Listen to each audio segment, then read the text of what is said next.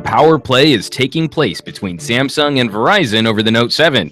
Is Samsung right for disabling the phone, or is Verizon right for preserving consumer choice? Also, Nokia quietly launches a new phone, FitBit hopes to maintain support for Pebble products, and Apple AirPods are pricey to replace if you lose one of them. That's easy for me to say. Those stories, plus we'll answer your viewer questions, so make sure you're charged and ready for episode 231 of the Pocketnow Weekly. Now, this weekly podcast is where we dissect and discuss those gadgets that make our lives mobile, smartphones, tablets, and wearables. It's all the stuff you wished existed when you were a kid, and the only G-boards we had to play with were Ouija boards. Eh? No. Yeah, proud of me for that one. I'm super stoked about that one. That was one of the best puns I've come up with in a couple weeks. What about where did the lights come from? I'm not up on my horror pop culture just yet. Where did the what come from? Where did the lights? The Ouija lights. Oh, I don't really actually know anything about Ouija. There's a whole ton of like memes going on about that. Anyway. That passed me by. I'm more of a traditionalist in my horror, or at least kind of dating back to Romero era zombies. I see. Yeah. Who are you again?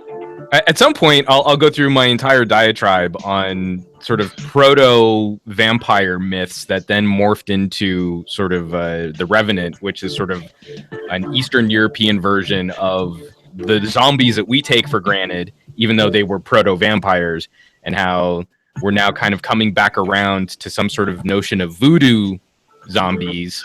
When you look at things like Juan Carlos like the Borg, senior editor at Pocketnow, blasting that signal from actually. It's actually what's funny is here in Southern California right now, we just had a storm roll in, which means we're going to get like a half an inch of rain. But while we're recording right now, and thankfully I've got the right mic to tune it out, I can hear sirens going off all over the neighborhood. When a little bit of water falls from the sky, LA gets flippin' scary. And of course, I'm joined this week by plucky podcast producer, Mr. Jules Wong, out on the other side of the planet right now, which is just amazing to me that we have the technology to make this show happen in any form. Jules, how's it going out there, man? It's the coldest day in several months, basically. We've had pretty nice stretch of weather, and now it's sunny, but it's like 50. So that's pretty odd for just north of the equator. But hey, when did this become the weather report? Yeah. So 50 degrees, and I'm assuming that's not 50 degrees Celsius. That's 50 degrees. Yeah, you wish. So, that in Southern California is like freezing. You'll see people out walking around in 50-degree weather with like North Face gear on, well, stands people freaked out. People freaked out about snow in Hong Kong about a few months ago. Really? So yeah, it's pretty crazy. People know how to wear coats and stuff. We don't have heating at all, so they deal with it. But hey, that's kind of interesting. No heating at all. So not even like a fireplace or anything like that. People don't really do much. Like it's only like in the malls, and we're pretty centered culture. Mm-hmm. So there's that, and other than that, there's no real sense of temperature control unless you get one of those portable heaters. Wow, that's really interesting. See, I would love that because my wife is always jockeying for control over our thermostat, and I don't like any kind of artificial heat blasted on top of me. But while we could spend this entire podcast talking about our meteorological experiences, welcome to HVAC Daily. Right, and all of your questions regarding heating and cooling systems will be answered during this podcast, except not at all because I'm a liar. We should probably get to the show proper, but before we do, before we jump into tech tomfoolery, I do want to take a moment to thank this week's sponsor. And once again, we're joined by VideoBlocks. This is a company I'm really excited to talk about. And VideoBlocks is a subscription-based stock media company that gives you unlimited access to premium stock footage everyone can afford. This is the same great content you'll find on other services at a cheaper price. VideoBlocks has a library of over 115,000 HD video clips, After Effects templates, motion backgrounds, and cinemagraphs. Their sister site, AudioBlocks, has a library of over 130,000 music tracks, sound effects, and loops.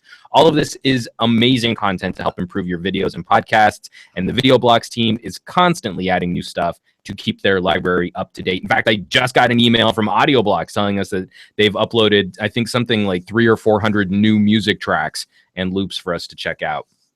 Everything is 100% royalty-free for both personal and professional use. That's a really big deal in this age where YouTube can shut your channel down over copyright issues. So even if you have to end your subscription with VideoBlocks at some point, it will not affect that copyright status of your projects. Anything that you download is yours to keep. VideoBlocks is offering our listeners a fantastic promotional deal. If you subscribe now to VideoBlocks and AudioBlocks, both services, using our promo link, a 1-year subscription will only cost $149. That's $100 off for our listeners. Now check out what VideoBlocks has to offer and take your content creation up a notch. Go to videoblocks.com/pocket2016. That's videoblocks.com/pocket2016 to score this deal. And we thank them for supporting the Pocketnow Weekly. Babu. Thanks to them for that support. Yeah, really stoked that this company's on board. I mean, for all of the companies that we're always appreciative that they're helping us keep the lights on here at the PN Weekly. I actually really use AudioBlocks a lot. In fact, most of the videos I've been producing over the last couple of weeks, thankfully, I've gotten fresher music cues to put in for its videos, and those have all come courtesy of AudioBlocks. And it is really a huge help when you know that the audio that you're downloading won't tag you at some future date with a copyright strike on YouTube. Just, it's tricky enough running a multimedia business like this on the internet. Factoring in that copyright stuff is such a pain in the neck. So AudioBlocks has been a huge resource for us in shaping the future of what Pocketnow reviews are going to look like, which is... And I mean, they won't be able to save you from the YouTube algorithms once they switch around again. But hey, I mean, you can definitely use them for whatever projects. No, that's totally true. At some point we should do a little like inside baseball, podcast edition, maybe how much we make. It's this amount, and I'm going to say it right now. It is bleep, bleep, bleep, bleep, bleep, bleep, bleep, bleep. Bleep. Bleep, bleep, bleep, bleep, bleep. Actually, because it's that kind of stuff. Like we've got a pretty large channel. We've got 1.3 million subscribers on YouTube. But I would say from last year, where I wasn't a part of the team, to this year, and on my own personal channel, because I used to run my own personal channel before I was with the Pocketnow team. Over the last 2 years, I've seen a drastic change in how YouTube organizes and promotes videos and subscriptions. So even if you're subscribed to our channel, it's no guarantee that you're catching the content that we put out there. And I in looking at those numbers, I think across the board on both of the channels that I produce for, I think viewership and financial information, it's been down something like 10 to 15%. Oh yeah, definitely. Especially very frustrating to deal with YouTube into like, how is it that we're supposed to go about promoting this content when you're changing how certain content is ranked? And that's been a huge deal internally for us to deal with. Well, it's been especially tough since we can't get the stray views that we can always get from doing reviews. I mean, if someone wants to search up Galaxy S7 review, hey, should I spend my money on that? As opposed to our loyal fan base, which is, we're grateful for them every day. Hey, look, it's the notification squad. Awesome. You're part of that train. Right.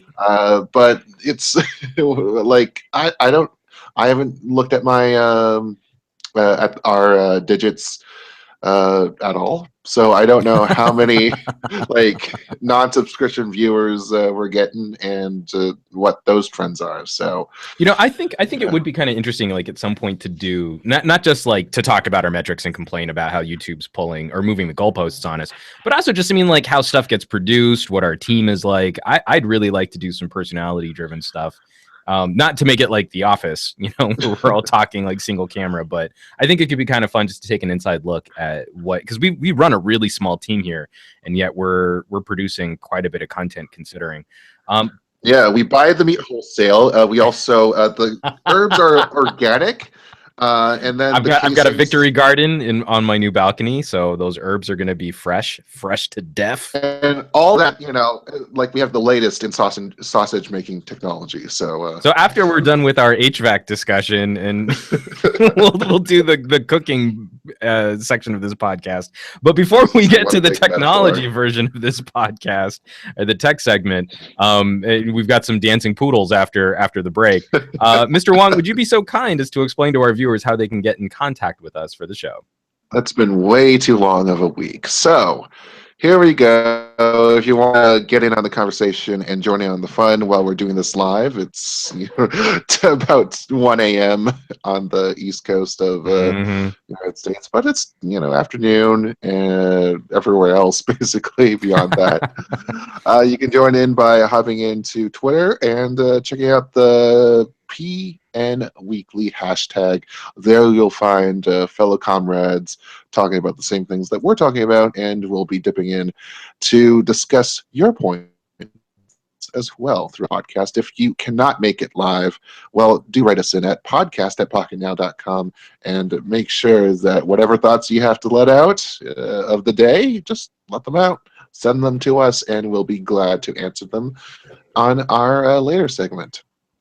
And we already have a number of great questions using that PN Weekly hashtag. This one I've got to throw in because anytime someone includes an animated GIF, it just makes me. Oh, is it Andrew Wallace? No, this is actually from Panzer Z. I mean, Andrew Wallace has some great questions, which we will be getting to later in the show. But Panzer Z writes, "Got my glass of bourbon, Twitter feed going, and PN Weekly podcast streaming on my TV. Let's do this." And it's got Squirtle with some killer shades on. So that's not sure you want to be streaming our beautiness, our beautiful vision. I don't know. It's just the fact that Panzer Z is rocking a good bourbon. I was threatening to do the same. Unfortunately, I think I'm just gonna stick with the kombucha for now. Depending on how long the show goes, maybe I'll make a run out to go get a couple fingers of something fancy, maybe a good rye. Yeah, just take your phone out and do the rest of the podcast in the car. Spend most of your life there anyway. Right, in California. It's like, really, that's more my home than anything else. But let's get into our first main segment for the show. This is something that I really wanted to bring up with our audience because I'd love to get our viewers' take on this showdown going on right now between Samsung and Verizon, where Samsung is going to be releasing, if they haven't already, actually, I'm not entirely sure what the timing on this was supposed to be. But Samsung is talking about software disabling the Galaxy Note 7, preventing that phone from charging further so that it's going to force consumers to take that phone back to their carrier or send it back into Samsung. And we mentioned this briefly during last week's show, but we wanted to kind of expand upon that discussion now, where Verizon has decided to opt out of that program, where they will not be shutting it down. And they cited some consumer issues where, it can be troubling to their customers if they just shut the phone off. They're in the middle of the holidays and maybe people are going to be traveling, and that would be an upsetting thing for your phone to just stop working while you're far away from a Verizon store. Of course, the immediate response is, well, maybe you shouldn't be traveling with the Note 7, like especially if you're getting on airplanes. And I understand that your schedules are all busy, like we all say that, but at some point you should probably take care of that phone that has been shown to explode. Lots of evidence, lots of news about that. It's been recalled. So, yeah, you might want to get to your store and make sure that happens. And we actually wrote this update just before the show started. Verizon is indeed in the Samsung program too. It's basically a software update that prevents the device from charging, and that should go out on January 5. Here's the interesting thing, though. So T-Mobile, Sprint, and AT&T announced their shut-off dates, and that was when Samsung announced that, hey, we're pushing this update out. T-Mobile set their date for December 27th, while AT&T was the one that set it on January 5th, and Sprint is the latest here, January 8th. They announced that 6 days ago. Why Verizon, under this guise and pretension of Okay, so we're gonna, I mean, we want to give our customers something for the holidays, Right. so that in case that they make, they somehow the worst comes to worst, they have a contact device. You just gave everyone a 6-day disadvantage in terms of knowing what should be going on, how to plan to device if they have to, or whatever they want to do with the device. So, okay, good job, Verizon. Thanks a Well, lot. I mean, so first of all, Jules, I mean, I think it's just important to kind of note that I think most of us are on sort of the same page here that at some point we've got to call the Note 7 over. And it's been interesting watching sort of the dwindling number of people in our comments who have been like sticking with their Note 7 as some sort of badge of pride or something. It almost started to feel like it was some sort of counter protest uh, to a company telling them that their phone had problems and they weren't gonna play ball with that company, that they were going to do their own thing. And after a point, with so many of these issues and so much of the fear out there with this phone where you can't fly with it, the FAA has put out warnings against this phone. Most other countries have done likewise. Uh, that it was an interesting stance for Verizon to take, that they were saying they might buck this trend as if it was as if Verizon was being some sort of bastion for consumer choice. And it really did strike in me, what kind of responsibilities do these companies have for protecting consumers, maybe even against the consumers' wishes? Like if there's a slightly higher risk of a phone exploding and the manufacturer issues a recall, at what point do we draw the line on personal responsibility versus sort of becoming a nanny state, where we're going to take care of that problem for you whether you like it or not? Yeah, when carriers get involved with any software update, because let's face it, Verizon has been the most egregious offender in terms of getting in and tweaking everything and just making flat out one. You have to wonder about the thought process between the customers, the manufacturer, and the carrier's interests, all of them together. If you're working to serve a recall of all things, Right. uh, something that you want to expedite, that you want to make sure that safety is of the essence, and that Samsung is actually getting on board after for being so long themselves deluding themselves into just, okay, we fixed the problem. Why is everyone was why are all these devices still exploding? um after all that, they apologized and they're now on the train. So where's Verizon? Why has Verizon been so stubborn in making sure that, I don't know, maybe their cut of the subsidy that they get for selling a device is retained, or if if there's something that's like, if there's tension between Samsung or for that subsidy, or maybe it's just something else. We don't know. We're not in those minds. We're Yeah. not in the boardroom. I don't know why Verizon decided, hey, let's pull, or well, that's the assumption, but that Verizon units would not go through with after the third update of the Galaxy S7 Android Nougat beta testing.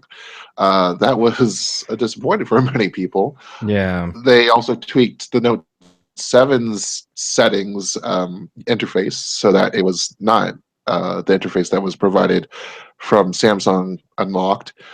They also denied Samsung Pay from the beginning. They didn't include it on Verizon units. They just they favored Android Pay instead. It's just, like I could. It's just one update after the other with this Right. feature instead of that feature. Well, for a lot of the software updates, and we've come to expect that Verizon is a company that very often sort of populates devices with the experience they think their customers are want to have. I guess this one just struck me as being a little outside the normal Verizon playbook. You know, this isn't like you putting Verizon Navigator on my phone and not letting me delete it. This is Verizon trying to make some sort of stance as if they were looking out for their customers in a situation where, you know, there were, you know, a slightly higher risk of actual, you know, sort of consumer safety issues. Yeah.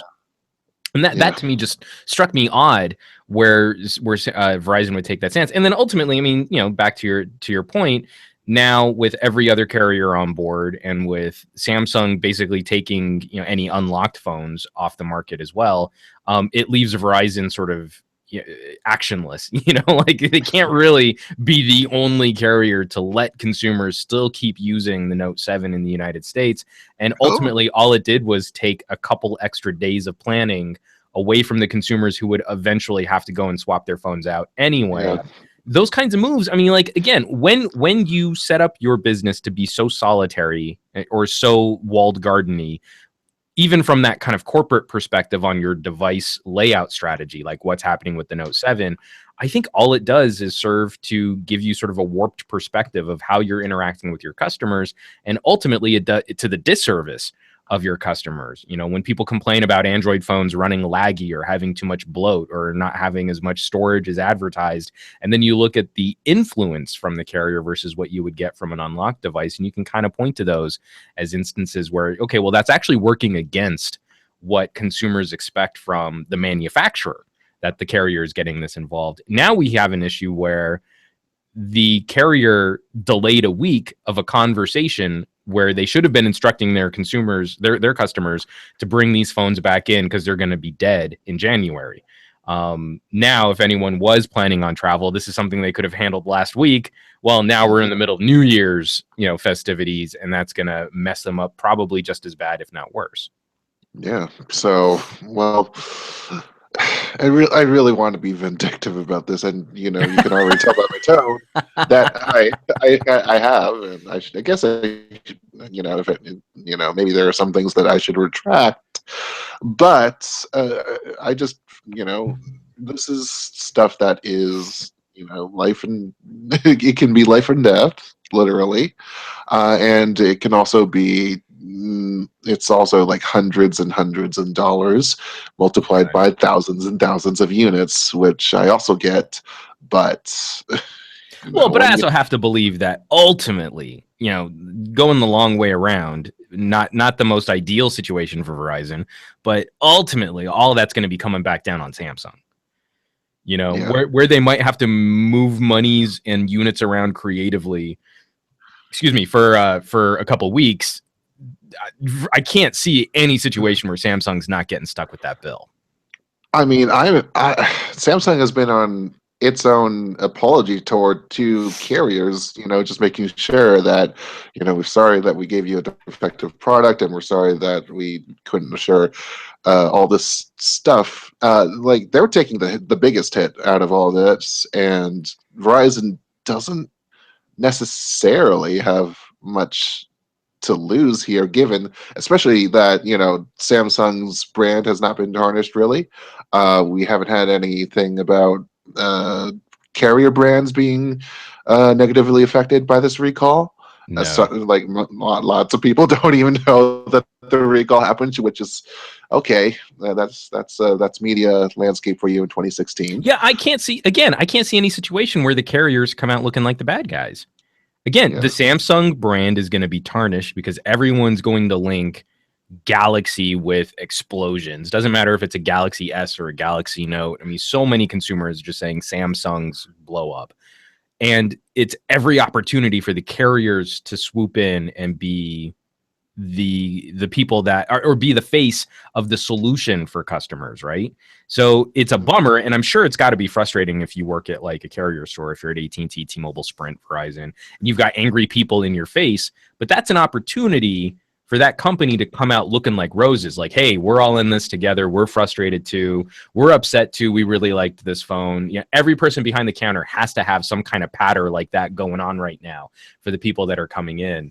And that they can all wrap it up in the like, it's a good thing you brought this in. We're really, trying to take safety concerns very seriously. It's not like the phone's just going to shut off. An exploding battery can be really dangerous, and you can. And all this is a matter of fact, too. Just, these, we're offering these amenities, this credit, if you decide to return, exchange it. Like, it's not, there's no real point, punching that up. And as much as, this is a stiffly worded recall, or stiffly worded orders that you should probably do this, and do that. Like, if anything, incentivizing them instead of like putting down negative behaviors, like limiting charges and all that stuff. You really have to amp up the non-complimentary behavior going on. Well, we've got a tweet here from Panzer Z. Quote, "Hey, my Toyota randomly accelerates and there's a recall, but I don't care. It's my car and my choice." End quote. Note 7 user #PN Weekly. So that's actually, the Panzer Z's joke there is sort of fitting. And we're not talking about LG's boot looping, for example. And that was a question that Andrew Wallace actually sent our way, that there was a report of a V20 that went into a boot loop. And that's very concerning given the problems that the G4 had last year.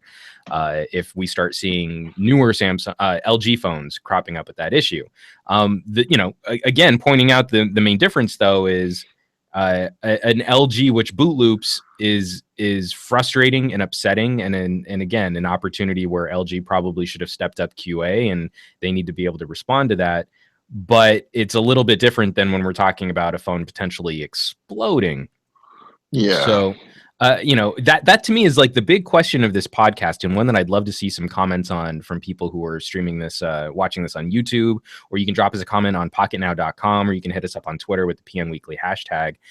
Where do we think, especially as tech fans, and I feel like there's a thread of not like outright libertarianism, but there's sort of a thread of like, of like live and let live, just like, I don't want people telling me how I should be able to use my devices. If you're a tech fan, you probably have a slightly different relationship with your technology products than just general consumers. Chances are pretty good anyway, if you're watching this podcast, that you have a relationship with technology that's maybe a little bit more involved than your average consumer.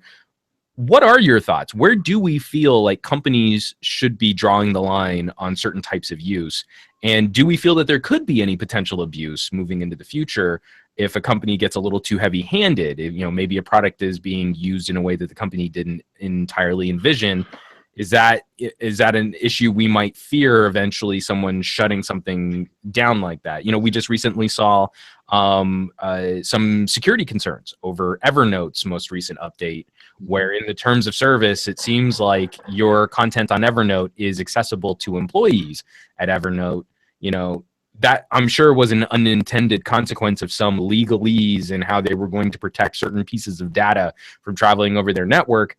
But the first thing that we all think of is, you're spying in on our stuff, or Yahoo's accounts getting cracked. Is it Yahoo's responsibility to make you change your password, or should they lock you out of your account until you go through the process of fixing their problems in not protecting your content well enough?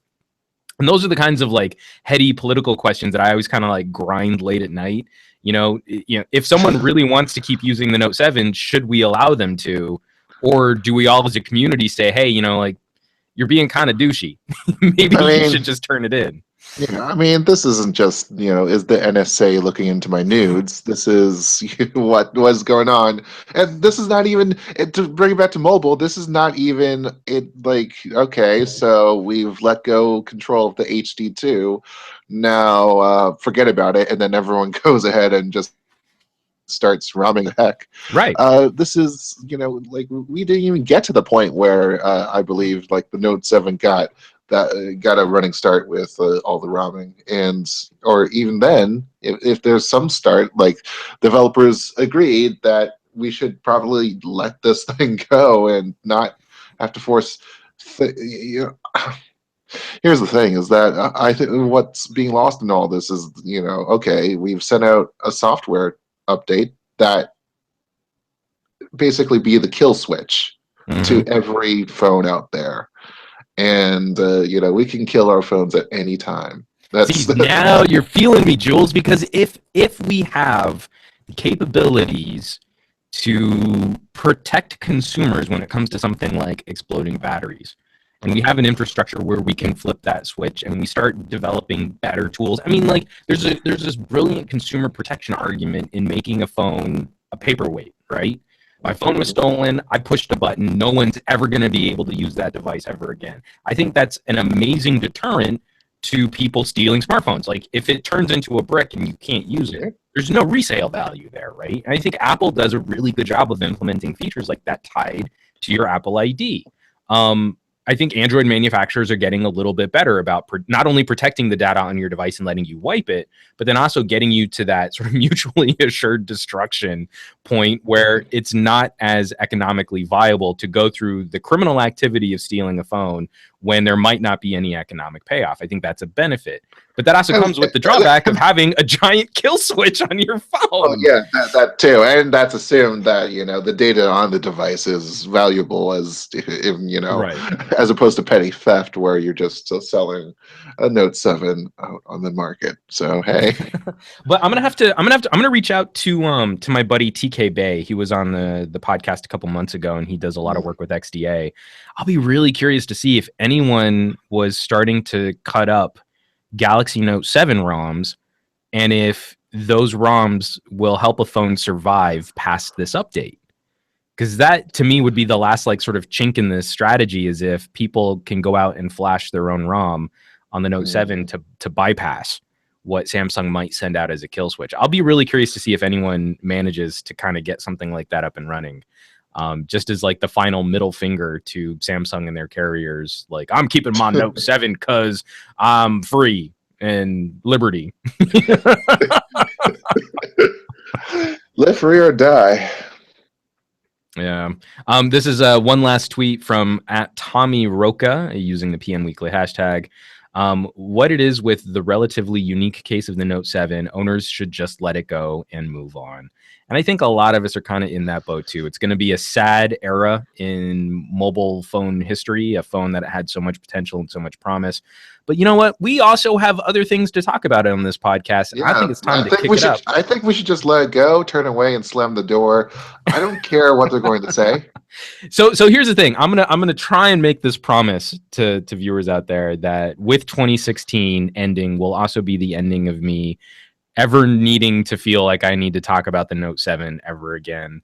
Hopefully soon in early 2017, we'll start talking about other Samsung products and we can all just get on. Yeah, we could definitely talk about the Note 8 and then relate it back to how they need to have that succeed in order for the Note 7 to be forgotten entirely. And yes. That's pretty much what's going to happen. But until then, we've got some news to talk about. And we're not done talking about Samsung, though we are done talking about the Note. This one I think is another sort of just interesting bullet point in the current strategy between manufacturers and Google directly. And it's that we might start seeing Google Assistant soon popping up on other devices, hopefully an Android 7.1.1 update rolling out to other manufacturers. And we had started to see some word on Samsung's Viv. Was it Viv or it's not like yeah, probably Viv. Yeah. If that was going to be, then we would have like an HTC countersuit. Yeah, I'm sure. And I know Samsung just needs another lawsuit over intellectual property. No, it's amazing how often we don't report on lawsuits happening. Yeah, because it's all over the place. So Viv was going to be the Galaxy personal assistant, the software assistant. But if Google Assistant makes the transition to the bulk of Android devices, then it looks like Viv's days could be over before they ever began. In a way that I'm not overly upset about that, given what Samsung used to put on Galaxy devices for what was it called, the voice assistant or something like that? I don't know. S-Voice or something. Other than S-Voice, yeah. Because it was a completely separate system than normal Google voice search. And it wasn't like what Motorola did, which was just like a little expansion. It was like completely separate, and it used to drive me nuts. Galaxy phones. You had fun with that on the, comparing the Moto, Droid Turbo and the S6 Active, which were like big things. And Michael Fischel did a pretty good job of just getting how frustrating it was to ring up S Voice after multiple call outs and then see it, watch it take its time trying to understand what you just said. So that was a pleasant experience. I'm not sure. I mean, when we're talking about artificial intelligence helping our lives out, we're still in the infancy stage. So I say the more solutions out there in this initial rush to get there, the better. But in terms of working on this notion of Android being so fragmented that we don't even care about which voice assistant in order to make things happen well. I think the whittling has to start somewhere, and this could be a good place to do it in. Mobile's, the phone that we stare at every day, and we take it to wherever we go every day. So if it doesn't cut, if we don't make cuts here. Now, have you ever fired up like Cortana on an Android phone? Yeah, a couple times, but that was before this most recent update. I think that's only in the UK. So I'd like to see what they're doing, because apparently they're turning it into kind of a Viv thing or a Google Assistant thing. Because I really feel, man, that like all of this stuff, machine learning, AI assistants, these bots that Microsoft and Google and Facebook have all started working on is so fresh that this to me really does seem like it could be a way that we blow open the current landscape for mobile tech. You look at Nougat adoption rates, and they're woefully low. I mean, I don't know what the actual numbers are, but I want to say it's like less than 4%. It's Nougat 0.4. Oh, 0.4%. Here I was worried that I was being a little overly harsh with my 4% estimate, and I was wrong by a factor of 10. Of 10.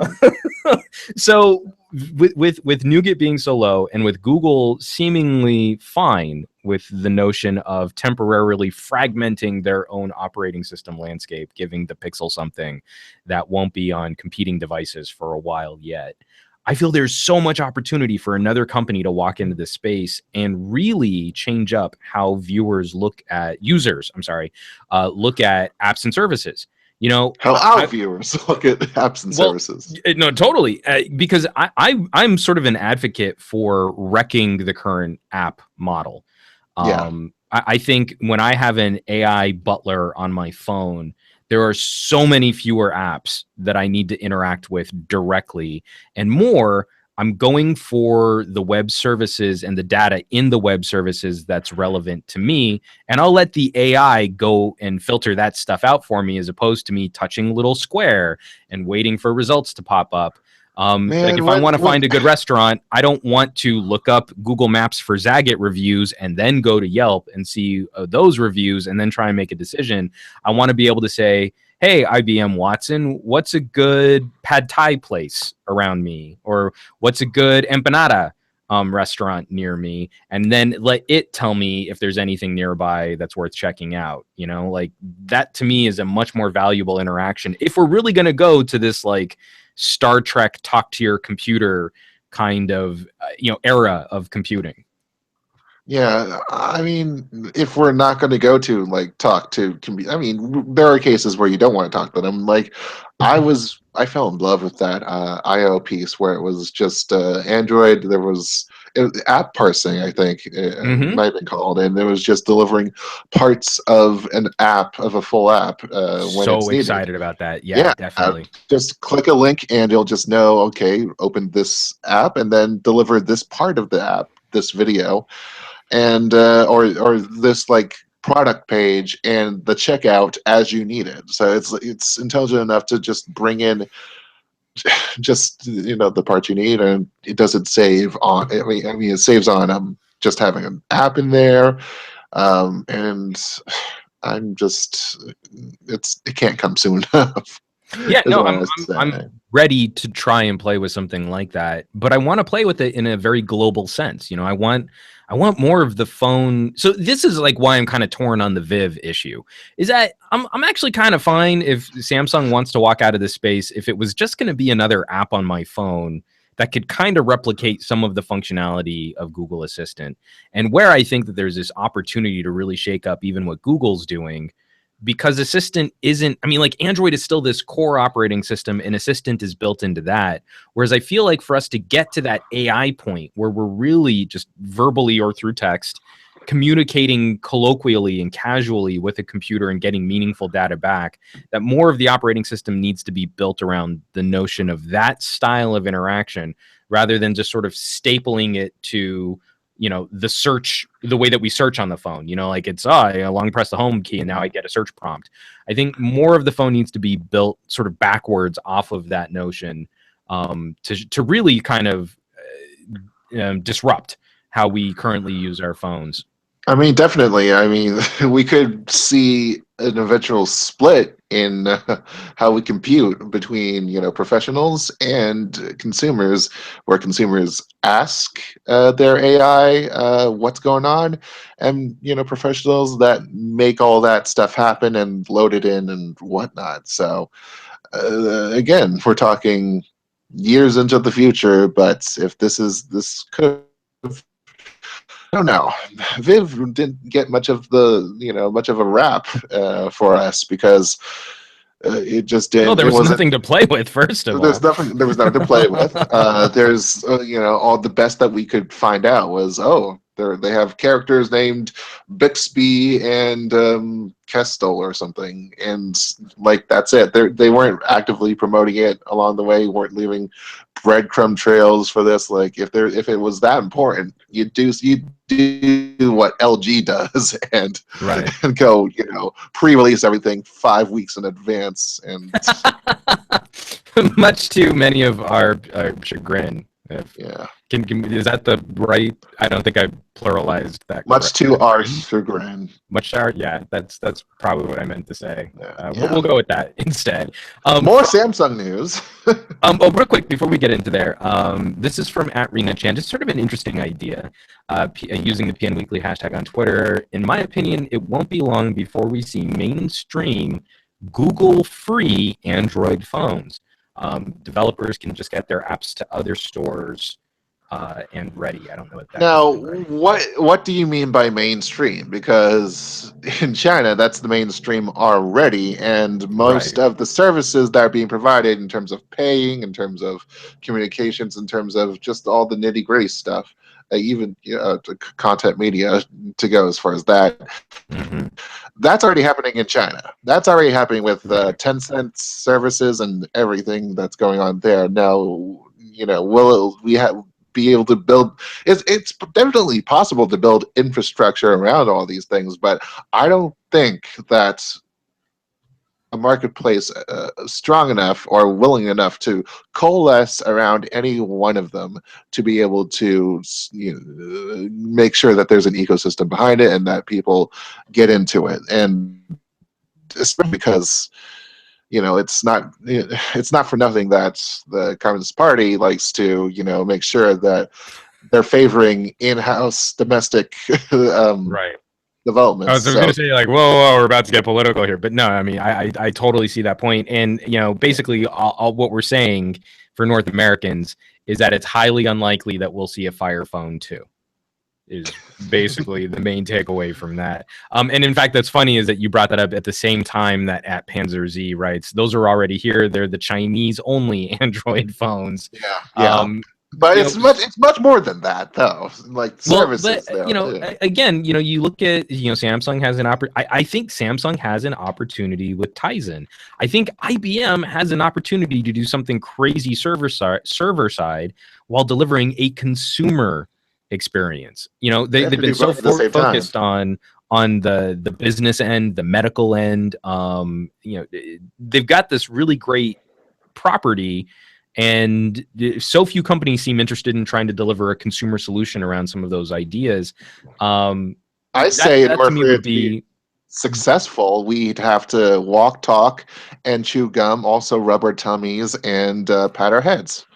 Well, but I'm sure there's someone out there who can do. You know what I mean? Like, again, it was just like there's someone out there who doesn't know that they can do all that. There's a company out there right now who's working on something mind blowing, and maybe it's AR glasses, or maybe it's really deep, smart server side web integration with artificially intelligent bots that can handle your workload or be a better assistant, and it's currently being utilized to like design car tires or something. I don't know, like there has to be someone out there who probably has the right killer app, just they don't know that it's for this application just yet. I'm tired of talking about killer apps. Let's talk about killer hardware.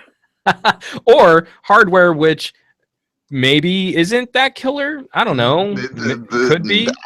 Lots of grunting noises. No, talk us through this, because you know how loath I am to talk about analyst reports in trying to predict the future of our smartphone sales. Well, you can tell when the news runs up dries, because we have this analyst report about a hot topic, the Galaxy S8.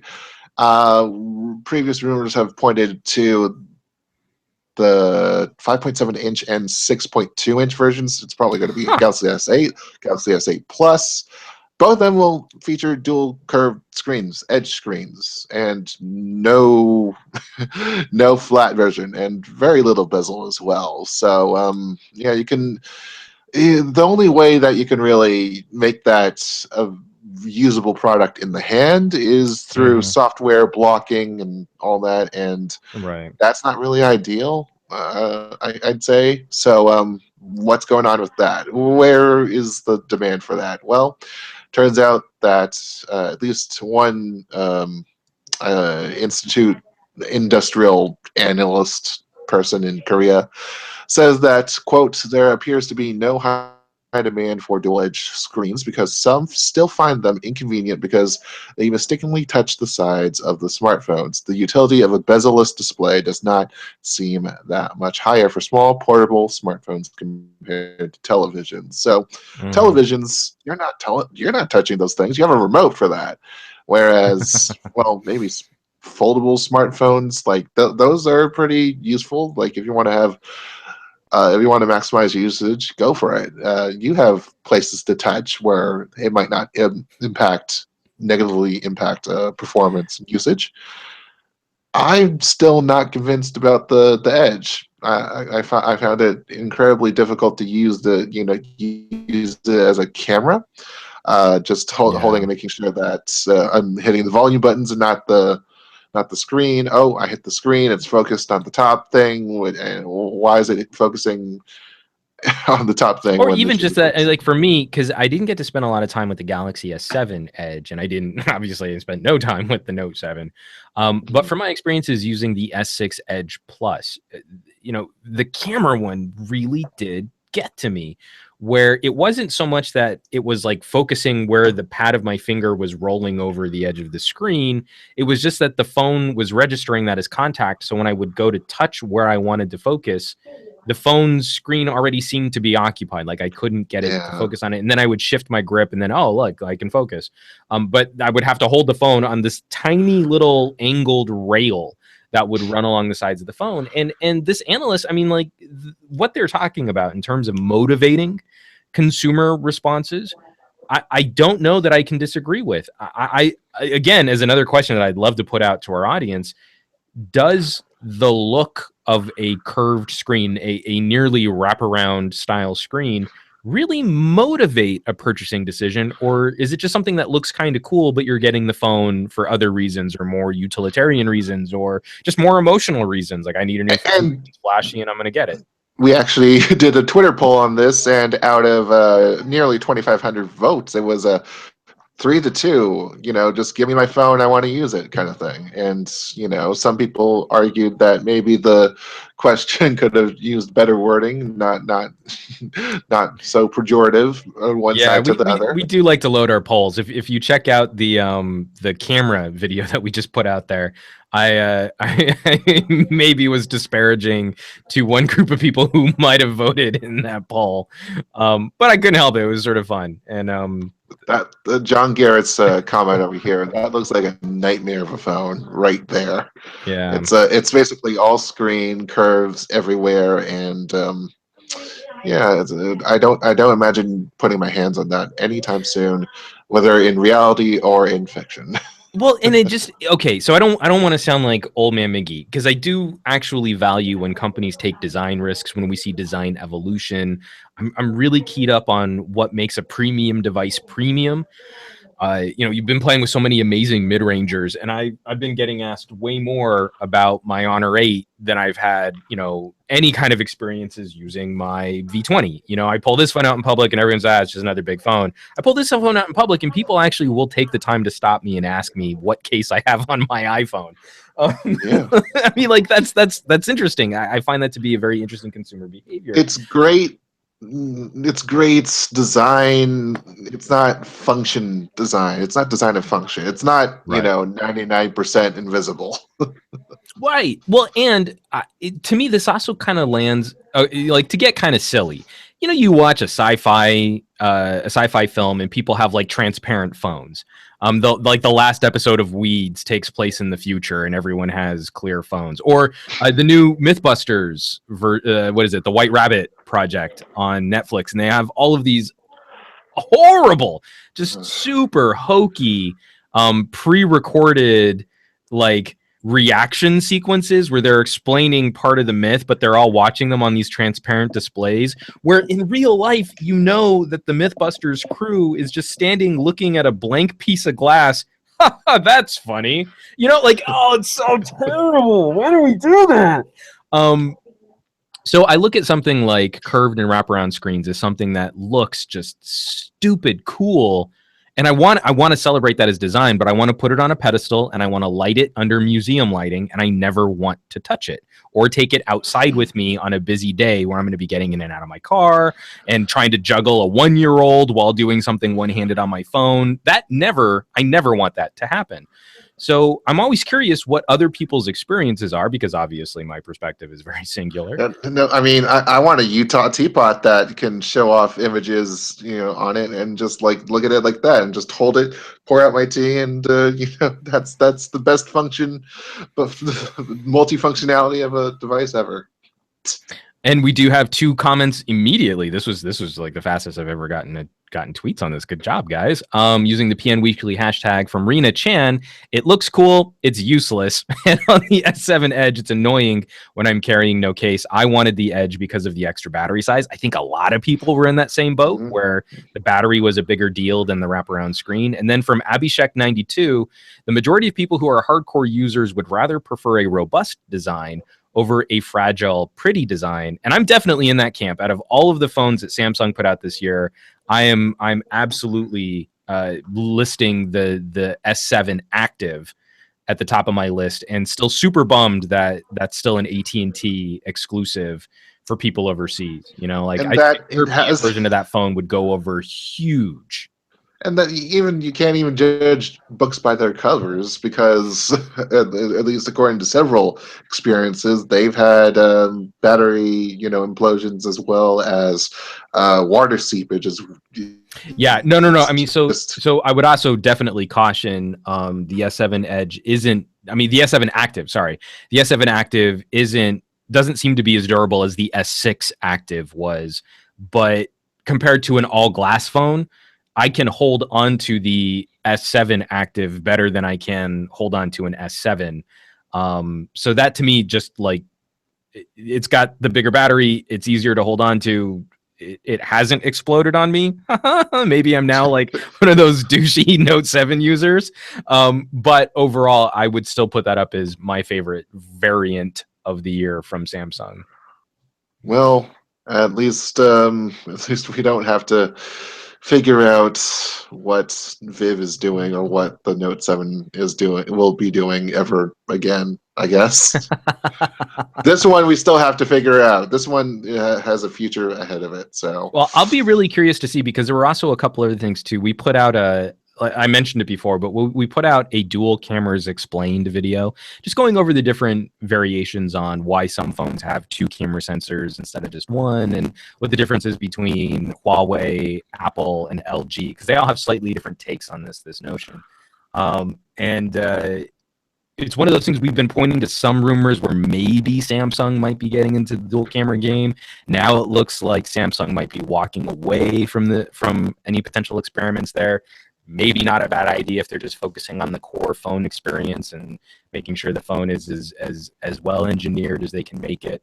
But that was also one of those things I was desperately hoping for something a bit bolder. Like I would love to see Samsung's take on a dual camera sensor or a 2/3 inch sensor if they can do that with the depth minimizing tech that they put out with the Galaxy S7. And just sort of sad that we might have to wait another year before Samsung's willing to take those kinds of risks again. Yeah, it's. I mean, it's certainly one of those years where you feel like it's one step forward, 2 steps back, and we don't really know where the steps back have been.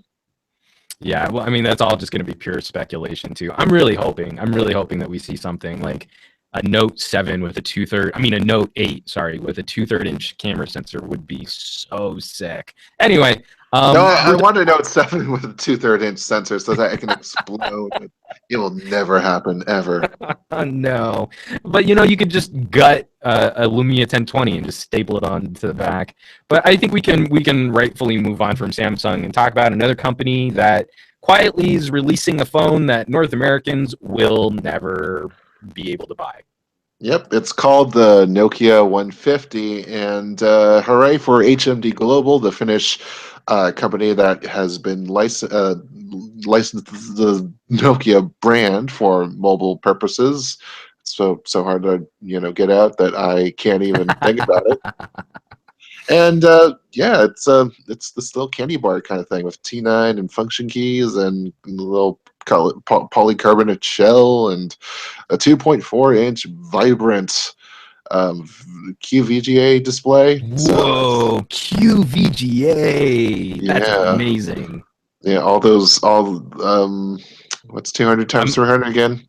No, it's 240 by 320. I've got 2 phones. I've got 2 Windows mobile phones over in my bookshelf that are sporting the QVGA. I mean, there's that soft spot in my heart for how terrible that must be on your eyes. 700 something thousand pixels. Hooray for those. Yeah, I mean, this is what we're talking about for a soft launch. It's like we're not going to take a Nokia 150 seriously because this is, it's just an affordable phone. Nokia has had a robust lineup of these, candy bars and stuff, even well into the mid-teens of 20th century. And they serve their purpose. $26 or the equivalent in many of the regions, Asia Pacific, not North America, of course. So I gotta say though, there's a part of me that's really sad that we don't get some of those really cute little Nokia candy bars anymore. A $26 phone with 31 days of standby time. That's kind of awesome. I was having a conversation with my mom today about what to do for my grandmother. My grandmother has one of those free on contract Android phones, and it's just absolutely terrible. And we were trying to just work out a strategy. Maybe we could get her an iPhone because she's using an iPad. Which one? A family member was saying like, oh, well, she doesn't really use her Android phone. Maybe we shouldn't spend the money on a more expensive phone. And you're like, well, she doesn't use the Android phone because it's not a very good phone.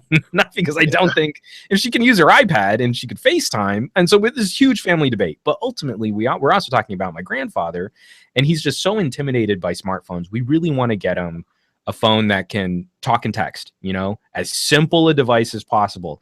And this news is coming out like this Nokia candy bar would have been absolutely perfect for what we feel he should have. And you go searching online and you're like, where can I buy dumb phones? Like, you don't really get any results. You get like articles written from 2012, and you're like, that's not what I'm looking for. I really am looking to give a company money so that I can get a product for my grandfather so that he can safely stay in communication when he's traveling. And it was Well, this weird rabbit hole that we went down this afternoon. And so then to see this Nokia, you're like, that actually kind of would be perfect. Because then if you also lost it or broke it or anything, it's like, we're out $30. Who cares? well, you'll care if you wait until the end of the news section. You'll find out. But until that happens, you know Teaser. what's also going to be going out of the way in a little bit? I'm referring to the last bit. I'm sure you're going to tell me. It's Pebble. Really? Yeah. Go on. So, basically, its new owner, FitBit, has decided, you know what, we're going to keep things going for a little while at least. Pebble has a bunch of cloud services that he uses for its smart watch apps, and they're saying that they're going through the process of offloading cloud dependency, going down to the devices themselves, and then making sure that they don't get bricked at some point throughout the process. Third-party services are going to be, well, they're going to have to go out. That's just it. So those will be announced. Those end dates will be announced at some point or multiple points. But yeah, through 2017, you'll be seeing the death of Pebble OS. Yeah. I mean, I think so. Okay. So first of all, we do need to sort of clarify some information that I think I was a bit mistaken in how this deal was going down when we talked about this last week, where it's not on Fitbit that some of these warranty problems and refund problems were cropping up for Pebble users. More that Pebble sold them a huge chunk of IP and then closed their company. So there's a little bit, like, I'm willing to extend a little bit more goodwill to Fitbit in light of some of that being corrected on that information. There's many people were commenting on our videos and sending in emails about that topic, and I appreciate the correction there, just because we were maybe caught. I personally was definitely caught up in some of the emotion of losing my favorite smartwatch. But even that situation, like, knowing that it's going to last for a little while longer, I'm already trying to wean myself off. I've been wearing my Huawei watch a bit more. Over on the table behind me. Oh no, it fell on the floor. I'm breaking in a Frontier so I can maybe see what Samsung has to offer. It's a good thing the Frontier is known to be a bit more rugged because it's apparently, it's not as gravity prone as some other watches might be. So already looking at different solutions, and now it's just the waiting game. Fitbit has this IP from a company that I absolutely loved, past tense. Now it's time to see, are they going to do anything with it? And will this actually improve Fitbit products to become more watch-like? And then I'm on board and I'm excited again. I'm just not feeling very confident that we're going to see anything like that from them over the next year. Well, there's hope comes to hope, and that's going to be at least another few months away, because it seems like we won't be able to realize anything until the team is fully settled in, and it doesn't seem like they have done that just yet. So we do have a couple tweets using the PN Weekly hashtag from Mark Gonzalez. Did you get a full refund for your Pebble Kickstarter pledge? Some people are only getting partial refunds. I did thankfully get a full refund. I was really nervous because the credit card that I put the pledge in on doesn't exist anymore. My bank shifted from one credit card company to another, and so thankfully that all got processed fine. So again, if there are issues with pledges being refunded, that's another just brutal headache for people out there trying to sort all this mess out. And then from @Tommy Roca, randomly catching the live PN Weekly, are you guys going to give the Tick smartwatch a run, given it's a Kickstarter and going into its second generation? I looked at one. I don't have one on my list to check out just yet. I'm going to be spending, like I said, I'm going to be spending some time with the Frontier. Wait, is the Chinese Tickware without a K? Yes, he spelled it with a K, but yeah, I'm pretty sure that's what he meant.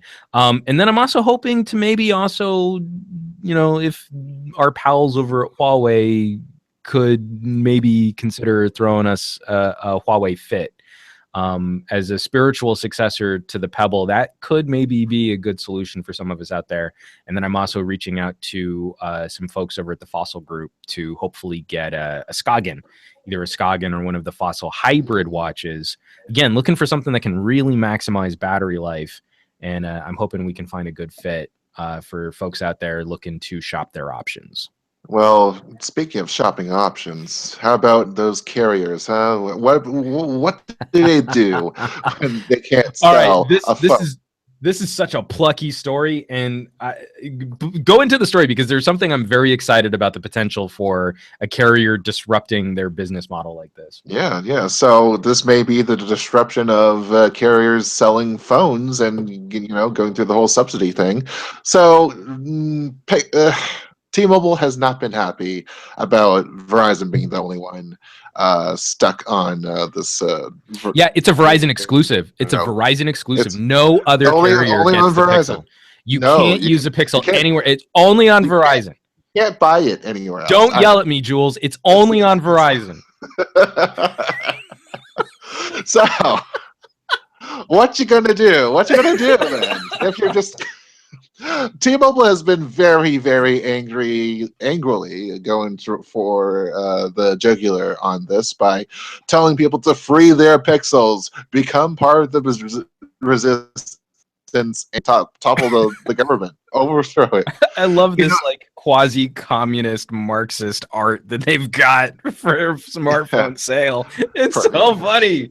You can almost imagine the shrouded, hoodied person just going through with their tags. I know, when Che Guevara was fighting as a rebel, this is exactly what he envisioned as some sort of future utopia. Power to the pixel. All of this is ending up in a rumor, and we should emphasize that this is a rumor. Sources to Android police are saying that that the Google Pixel will actually get shown off at select T-Mobile stores, and that employees will be instructed on how to buy the phone at the Google store or at Best Buy. So there's that. There's also are they still? I'm not sure if they're running the promotion they have been running in terms of bringing the Pixel over to T-Mobile for a big bill credit discount. Mm-hmm. So there's maybe that to consider, but being talked about as a deal between Google and T-Mobile. I'm not sure what way the deal comes in from, whether Google's starting to regret that they let Verizon, hold too many of the reins going into this retail situation, and whether T-Mobile is considering this as, a big win for them. They've had several big wins on many business fronts, including their own wireless service. Subscribership has been rocketing through the roof. They're being targeted for acquisition, or maybe they will be acquiring. So yeah, lots of things going right for T-Mobile here. It's just whether or not Google is considering to take advantage, because we don't know what kind of hopscotch it's playing with all the carriers at this point. It's just a fun thumb in the eye to the notion of a carrier exclusivity. Is we know that the Pixel can work on all four carriers, and T-Mobile isn't selling it in their stores. They're just making it available to buy in their stores. I love that legal gymnastics, but what is potentially so cool, so if you go to T-Mobile, they don't really have a great selection of phones that are officially under the umbrella of phones sold through T-Mobile, but we know that tons of phones are compatible with T-Mobile's network. They got for GSM. Right. And so, if a company like Huawei were to get a little bit savvier about offering North America some kind of financing deals, right? Like something you can do with Samsung. The notion that you could walk into a T-Mobile store and get like first party service on a Galaxy or an iPhone, and that's great. But then there's this kiosk of works with T-Mobile. And then you would have this wealth of other options in the carrier store. You could just go to like some little push button kiosk and like, oh, your Axon 7 will be delivered in 7 business days. And you're like, neat, thanks, T-Mobile. Like, to broker deals with manufacturers like that, and then to work out strategies on how those other companies might be able to provide financing deals, or to work with T-Mobile to provide financing deals, and that T-Mobile doesn't actually have to stick their neck out in buying up a ton of stock, which might not move. I think that could be a huge step forward for the North American cell phone industry. Well, it depends on what carriers want to give up, because even though service fees are, up there, they've been growing and making sure that average monthly bill, going up and providing as much service, quote unquote, as possible. Lots of it still does come from device subsidies and just hardware. Like they're selling everything they can because they want to be the package. Well, it's not because they want to be a package deal, but if you want to be a package deal, if you want to have the device and the service, then you could definitely frame it as or something like that. And all this goes back into what they can do for garnering attention for more hardware, for future hardware, and somewhere along the line they have to maintain their network. So, and they're doing it anyways with infusions of cash. Like they're coming to investors. No, for that, I agree with all that, and I really do think that T-Mobile would still have a vested interest in pushing a first-party solution like a Galaxy or an iPhone. You walk in, those are the phones that they'll position. Those are the phones that are going to have the most current T-Mobile services, technologies, LTE compatibility, Wi-Fi calling, things like that.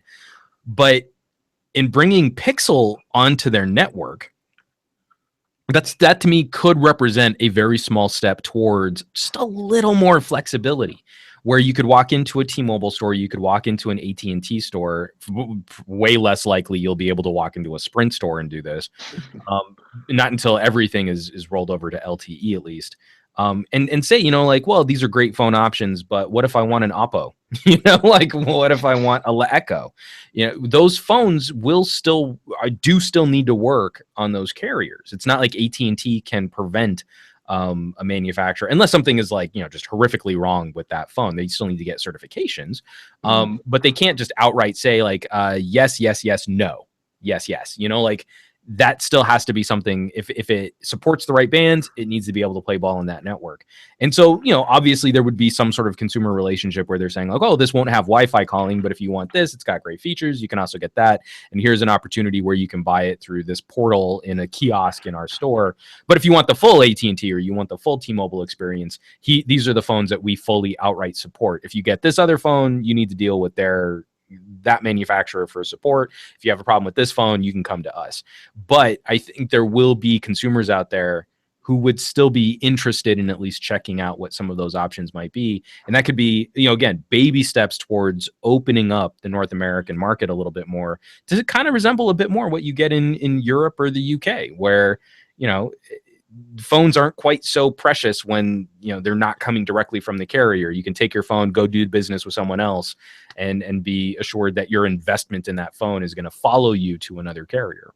And yet there's no all-you-can-eat data in any of those places, because I mean, we don't have all-you-can-eat data here. Technically, but hey, technically we do. Well, that's totally different. Hey, how about those overages, people? We do have from @Rena-chan, before people can free their pixels, they need to get their pixels. And I'm still seeing crazy shipping times for the 128 gigabyte pixels, the Pixel XL. Laugh out loud. Moving on. I thought we were gonna delve down into shipping delays and 1+3 issues. I'm so done. I'm so done with waiting, because the iPhone 7 just got into that.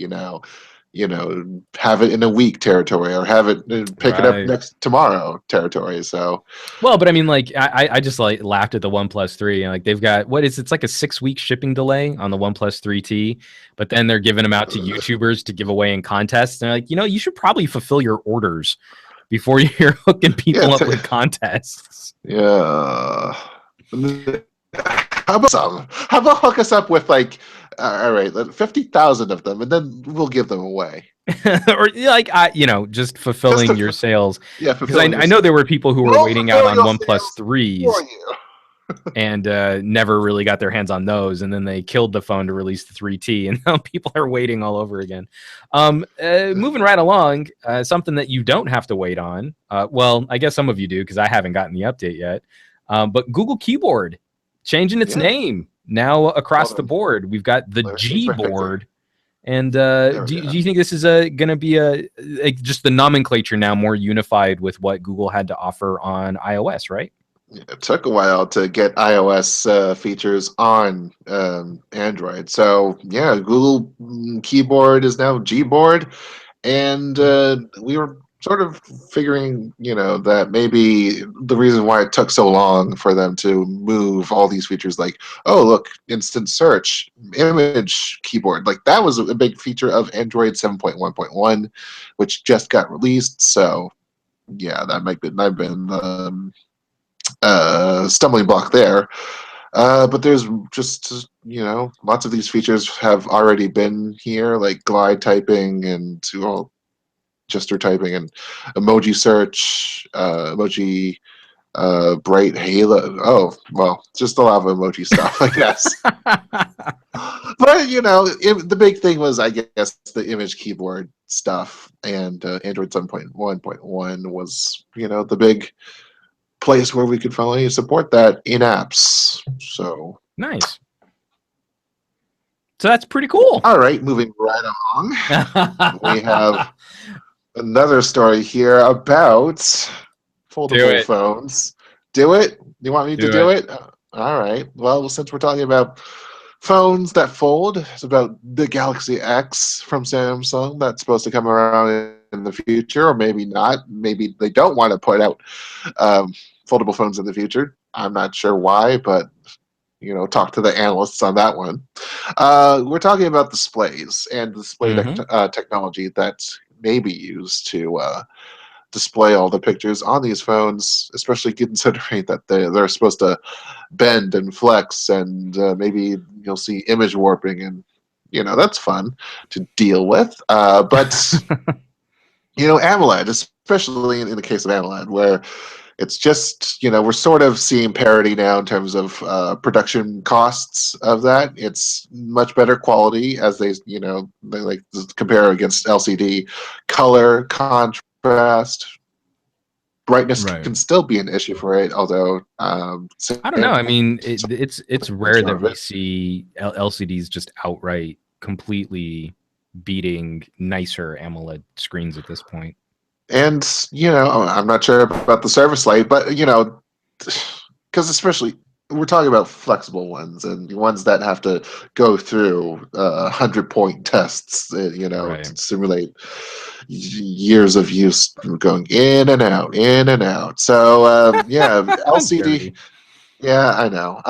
But it's late at night, so we'll be fine. LCD Pocketnow After Dark. After Dark. Japan Display. They're like sharp in the fact that they've been on the legacy LCD technology. They've been producing a lot of those panels, and there are rumors that they might be taking things to the next level in terms of flexible LCDs, narrow bezel, perhaps sub-millimeter LCD panels, and that these offerings should come next year, and volume production is supposed to come by 2018. Whoa, that's fast.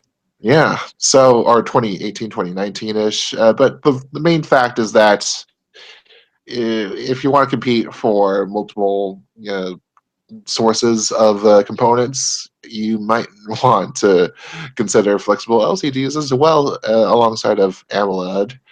I think again, it's going to keep coming down to service life and cost for me. Yeah. And if you're going to get good enough mileage, good enough quality, I think that's going to be. I just feel like, again, I kind of feel like a bendable phone will be chasing certain usage scenarios, but I'm still not entirely sure what that brings to the table, which is different than how we already interact with apps and services.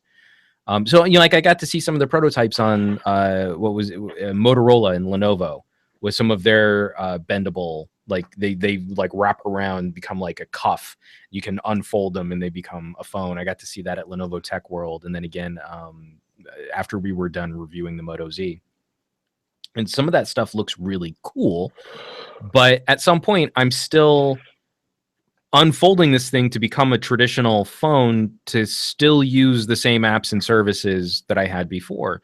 And I kind of feel like we need that paradigm shift in software before some of these modular, bendable, or like augmented reality services, all those other things that I think are kind of futuristic and on the cusp of becoming consumer, before those things are sort of real. I just don't see what does a bendable phone other than be cool. I mean, because there's definitely a market for cool if you want cool. But other than that, what is it that we're hoping to achieve, or what is it that we're looking to do with mobile devices by making them curve or bend? And I miss the Flex, because the Flex was just sort of a response to, we want to make something a bit more durable in a different way. So if you sit on it, it bends a little bit, you won't just smash your phone. Okay, well, that's a benefit. Whether or not that was entirely successful is definitely open to interpretation. But there was a reason why that phone was built the way it was. But it wasn't that it was like trying to radically change how we use our phones. I kind of feel like a cuff phone or like a folding clamshell phone. What is it that we're hoping to achieve that we can't already do with the current hardware that we have? So I have no thoughts about a folding phone just yet, because we're just seeing slabs, right? We're just right, and we're seeing prototype hardware. We're seeing some cool ideas and some cool renders. I want a company to actually say, like, what it is that we're trying to achieve is this. Like, the reason why your phone bends is because you have a problem, and this bending phone is going to solve this problem.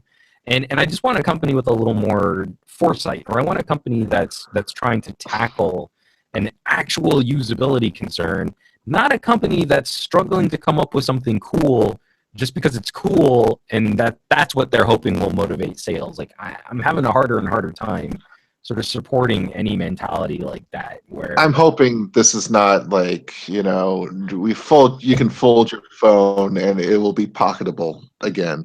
Like, that's so that excuses them from, making 7-inch right. phones. Like, Well, and from the PN Weekly hashtag, we've got at Chamfered Edges. How great a Twitter name is that? Well done. Good job. Well done. Michael Fisher is doffing his cap to you right there. He loved talking about chamfered edges. Hashtag PN Weekly. I can imagine heavy users unfolding and folding over 100 times a day, worried of its potential short lifetime. And Lenovo's take on bendable smartphones is definitely something that took me away. But getting twice the thickness, clam phones era, going back to sort of a clamshell phone design. There are just a lot of solutions in search of problems right now, and that's not a great place to be in mobile technology. We want considered products that actually tackle real usability concerns, not, hey, we took out your headphone jack. Neat. That's not good job. That wasn't something you needed to fix for me. But we've got 2 more stories. We can run through these real quick. Hey, you know what's not a good place to be in mobile technology? On an airplane. Yes. Yeah! Congratulations, you win. Nailed it. So we're considering, that is, by we are talking about the Department of Transportation in America, and it's talking about voice calls on a plane. Interesting. Yeah, of course it's not cellular, it's VoIP, and with Wi-Fi in the sky, all the rage and being more accessible than ever, you might want to consider taking a voice call up above 35,000 feet. Huh. Good idea or no? All I can say is that while you might consider this to be one hell of a place to bother people with your hours long calls, and I'll be honest, I feel like at this point, with my relationship, I could go on for hours and hours on the airplane talking with my girl. Aw. Yeah, Aw. I'm not really sure if I should be doing that and being the rudest person, or maybe everyone will be doing it. Everyone will be talking on the airplane, and no one will be messaging anymore. And yeah, that could be it. I mean, France legalized this in 2008, so I don't know. What do you think? What do you think? So, I mean, the question would be, okay, so man, again, I had one of those, like, I've got two thoughts that are trying to get out of my mouth at the same time. First of all, I feel Got a captive audience for it. yeah, right. So here, you guys get to watch me struggle with words live and listening to this Imagine this on a plane. So, okay, I already feel like smartphones introduce a number of social etiquette problems that our society still hasn't quite addressed. Um, I feel that public transit has a really great take on this in most cities, where the use of smartphones, like to take phone calls on like subways, for example, is very often frowned upon. You have a number of people, usually a number of people in a very confined space. And I feel that we as the technologists, we should be setting the standard for sort of respecting the air around us. I get sensitive about whether or not my headphones might be leaking too much on public transit, because I don't want to be the jerk. I don't want to be the person who's putting someone off their day. Very often, I feel like people don't seem to have any problems putting me off mine. But again, like I kind of want to be the bigger person and to win a war of ideas, like respecting personal boundaries. I feel like I need to be the one to really support the better ideas. So I can't think of a more confined, contained, and claustrophobic space than an airplane. And to me, the idea of fighting airplane engines to take a crappy VoIP call just seems like a recipe for disaster, and actually trying to communicate with the person on the other end of that phone call, and for pissing off everyone around me, for just sort of disrupting their attempts at making what's become a very miserable experience somewhat passable. I'm very rarely ever, bumped up to business class. I'm definitely flying in steerage for most of my trips, and it's not a fun experience. It's a miserable experience. And the notion that now someone's going to be yakking off next to my head right there, there's nowhere for me to go, just seems like it's going to make a miserable experience even more miserable. So I'm definitely against it. I mean, yeah, we all live our private lives at some point in public. I mean, that's just Right. how things go in life. So I understand if you're on the subway, if you're on the bus, and and if you really need to make a call, like it's half an hour. Your thing is half hour away, or 10 minutes, or 5 minutes. I think that's there are reasonable allowances that can be made, as opposed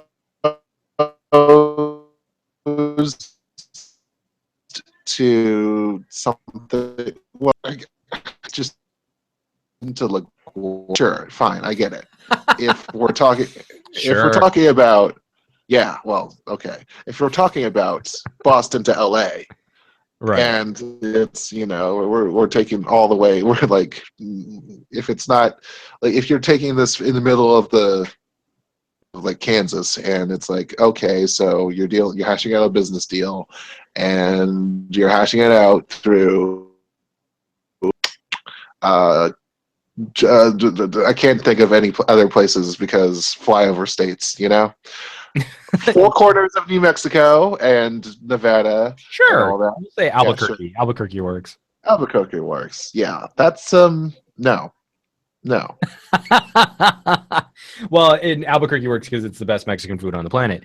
Panzer Z says in Japan it is frowned upon to talk on the phone while on the train. Be like Japan. And I agree, but so I mean, this is what sucks about the current state that we find ourselves in when it comes to technology and people sort of conflating like rules and laws and like morality, right?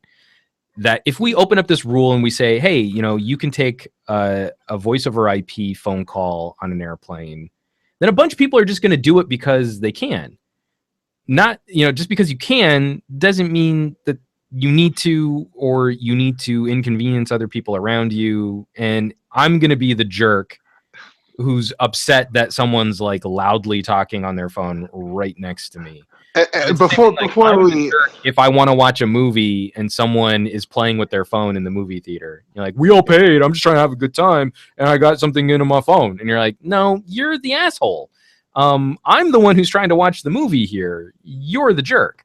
And I kind of feel like that sort of social etiquette's just going to get stepped on even more by this kind of mobile technology invading a space that, again, like I pay a lot of money for this tiny little pocket of air on an airplane, which is usually encroached upon by people way larger than me already. But now I'm also going to have to deal with someone's audio pollution too. And that's just, I'm already mad thinking about the potential that this could actually happen. Sharing is caring, especially with bacteria. Now, there is the one point of this story that I don't want to miss, and that is the fact that the Department of Transportation is actually considering that if future flights are going to allow voice calls on planes, that they tell consumers in advance before they purchase their ticket or through an agent. Does that make any difference to you if those kind of flights were labeled for any reason? If there's even a cause for, voice flight allowable flights? I mean, I guess maybe, like if it became a situation where I could say, like, I want a no smoking flight, or, like going back to my movie analogy, where there are usually in major cities, you can usually find showings for families with kids. Like this is listed as a showing specifically for little kids to be making noise if you want to see a movie. And it's not even always like a family movie. Maybe it's like just some kind of comedy or drama. Die Hard. Yeah, right. Yeah, like a good day to die hard. But, the same token, in many of those movie theaters, they will also have 21 and older showings. So maybe I want to go see, Rogue One at a 21 and older showing at a movie theater that has a full bar. And I know that crowd is going to be rowdy, right? Like that could be fun. And I know what I'm getting into. So I guess, yeah, that could be cool if they separate, this is a flight with phone calling technology and this is a flight without. But the way that the current airline industry is heading, I just can't see any solution where, with calls or without calls, it somehow doesn't just cost me extra regardless. Oh, you want a phone call with, a flight with phone calling? Well, you got to pay for this service. Oh, you want a flight with no phone calling? Well, that's an extra fee too. And what's going to suck? I'm not happy about anything right now. You know what's going to suck? What's that? It's going to be the fact that the ones with voice calls allowed will probably be the ones that would have Wi-Fi access. Then that's going to be it. And like flights without Wi-Fi, won't have them. Right. That's probably going to be, yeah. But speaking of phone access and relating back to a story that we talked about earlier in the show, and someone actually beat us to the punch. Was it Mr. Chamford Edges who? Yeah, he's who from tweeted us about this. And so he was ahead of the curve. From the East region. I had to admonish him on Twitter for giving out spoilers to our show. I'm like, what the heck, man? What are you doing? Ruining our awesome broadcast. But if you were thinking about shopping that Nokia, maybe you just wanted a regular candy bar phone, you would not be able to use said phone in Singapore starting January 1st? So it can't be sold starting January 1st. 2G phones not being able to sell.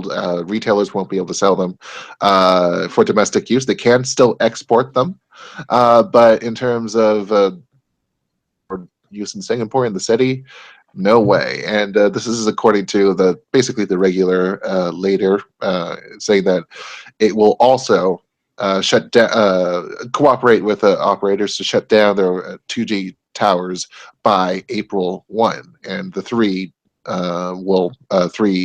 operators there Mhm. will start loading them up with 3G and 4G instead. So yeah, that's as fast as we're going to get things going here in terms of the end of Edge, the end of even 1XRTT. Right.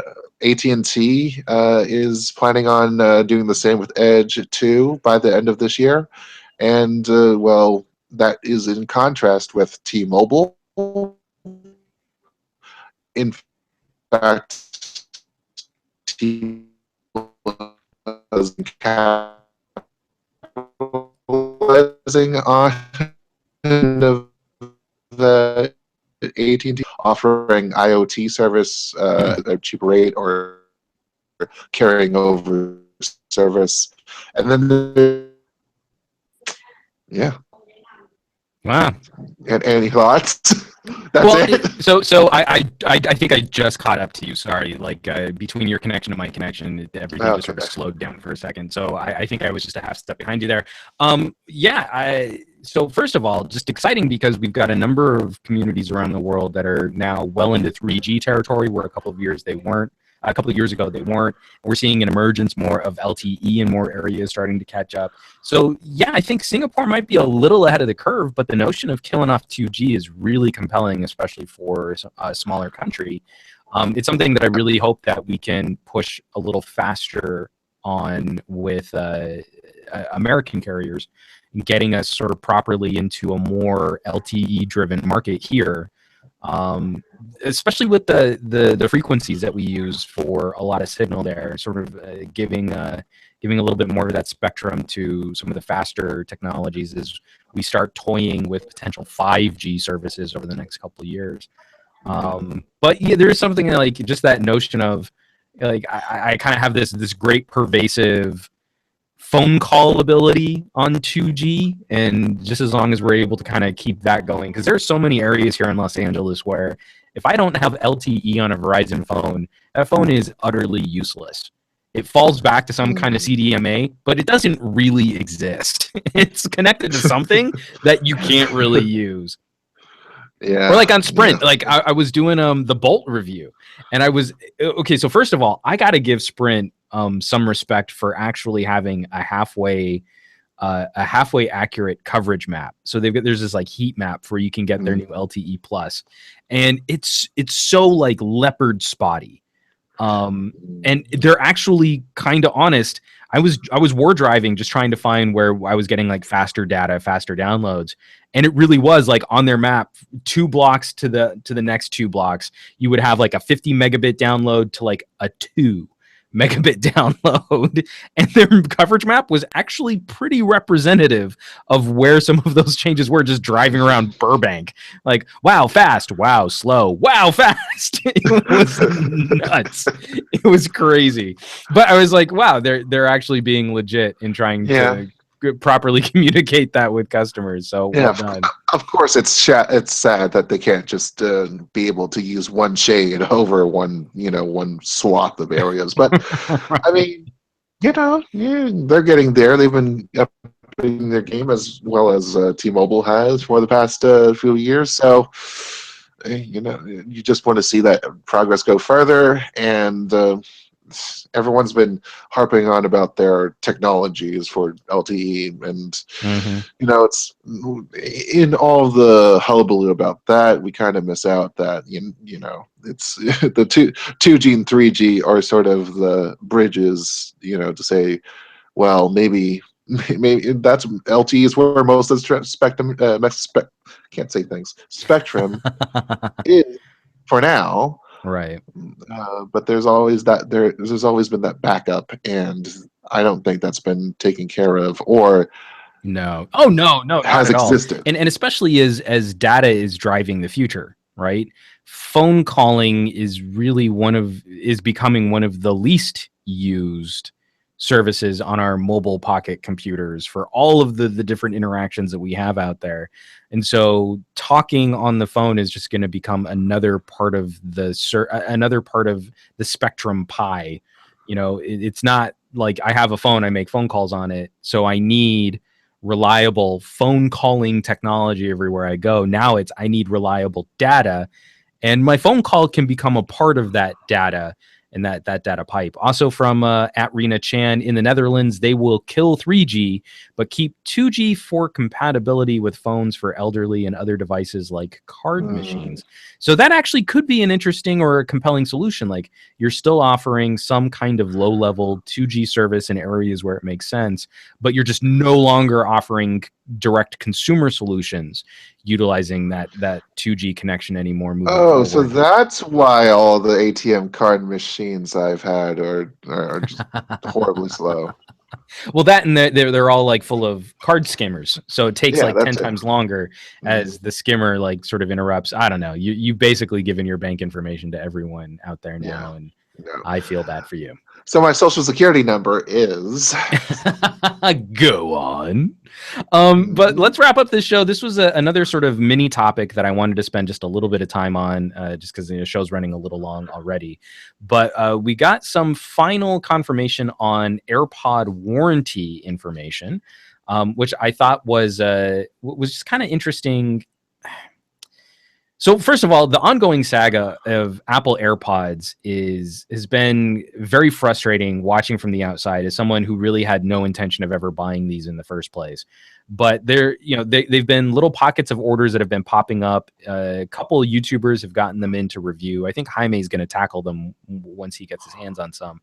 But if you're trying to order them right now, I think they're still back ordered for like 6 weeks or something crazy like that. But we did finally get better information on what happens with warranty issues, what happens with trade-in, if you need to replace battery components. And Jules, if you can just talk us through those numbers real quick. Initially I did a first story about the AirPod battery replacements, and they were mentioned in the iPhone section of all things of the Apple support section. But not too helpful.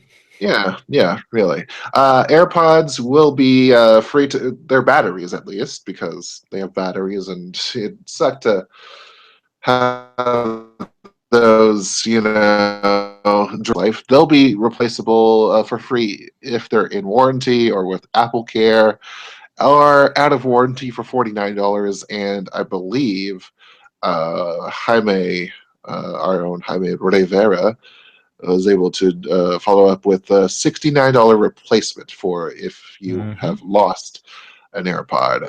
And so if you lose any part of the AirPod system, so one of the AirPod earpieces or the battery charging case, each one of those pieces, it will be $69 to replace. Yep. So that's basically only $138 out of $159. If you lose both of them, then right. You just might as well buy a new pair of AirPods. I've got this battery charger, but I lost both the AirPods. So I mean, you can save $21 by going through the replacement process. But hey, it's really up to you whether or not and especially when you think about the fact that if you buy the AirPods and you just take the battery case and each individual AirPods, you take the price and divide by 3, it's like $15 cheaper than the replacement cost per each. So I mean, like, Apple has built in a profit margin on individual AirPod components that they're more expensive than per component than when you buy them outright. And that just doesn't seem like it's very helpful. It just seems like it's kind of taking advantage of a situation they created by removing the headphone jack from their phones, and they're doubly profiting on top of what is going to be, I think, a very common situation for people who might lose one of these things or lose one of these components. It seems like Apple, doesn't it? I hate playing they're just trying to make profits. All companies exist to provide value for their shareholders. But this one, when they announced the price of $69 for a replacement piece, that to me just felt exploitive, because you've got a consumer who's dealing with a problem. The problem is they lost a piece of their expensive wireless system. And while they're trying to find a solution, the replacement part is noticeably more expensive than the individual part was at the initial point of sale. And that to me feels like Apple taking advantage of a crappy situation for someone like that. And I think that's kind of a bummer. Yeah. Well, I mean, am I going to get the Gear Icon X earbuds and see what? I mean, we haven't made a big deal about those, and they've been all about, okay, so you get to listen to wireless earbuds and also have your heart rate checked all across that. And I don't know how much take a quick look, and there's plenty of other options to go around. So I wonder. I'm gonna try and look this up while we're just sort of getting to the end of the show here. Jabra Elite Sport replacement. I wonder what that would cost. This is the best kind of dead air right now because I did no research. They've got a 3-year warranty. Well, I'm just totally not really feeling $19.99 in Hong Kong. Yeah, I can't. I'm not going to be able to find this info. But you know what? I'm going to look that up and I'm going to see, because I want to know, like, if you lose a Jabra or you lose a Samsung earbud like that, what would the replacement costs be, and if it's a markedly different price than if you bought them outright. Oh, it's 60 Kong instead. They got the little discount going on here from Expansus. So yeah, and if you divide that by 7.8 or so, then you obviously get something around AirPods territory. So yeah, if you go ahead, figure that one out if you want to. And then just a quick tweet from at Panzer Z. How long before Apple starts selling an AirPod tether wire to attach them together to keep them from getting lost? And doesn't Zag sell something like that, where it's like just like a little clip-on cable so that you can drape them around your neck? Yeah, I think there's that. I'd really want to see if they could, incorporate design where it's just actual line in, so that you can actually connect those AirPods together and the phone. Like, it's just why weren't you better at designing things, Apple? Johnny Ive, why? Oh, well, that's a question we'll have to answer in a future episode of the show, because the sound of that music means we're wrapping things up here. And another episode of the Pocketnow Weekly has come and gone. This show is over, but the conversation continues on Twitter, where you can find Jules as @PointJules, and I'm at SomeGadgetGuy. Pocketnow is around the web on Twitter, Instagram, Facebook, Google+, YouTube, and our home site, pocketnow.com. We're basically everywhere. Shows like this can't exist without your support. Sharing the weekly with your friends who love mobile technology, and by dropping reviews on iTunes, Stitcher, Google Play, and wherever podcast reviews can be left. Once again, we want to thank this week's sponsor, VideoBlocks. They're helping us keep the lights on here, but ultimately there wouldn't be a show for our listeners.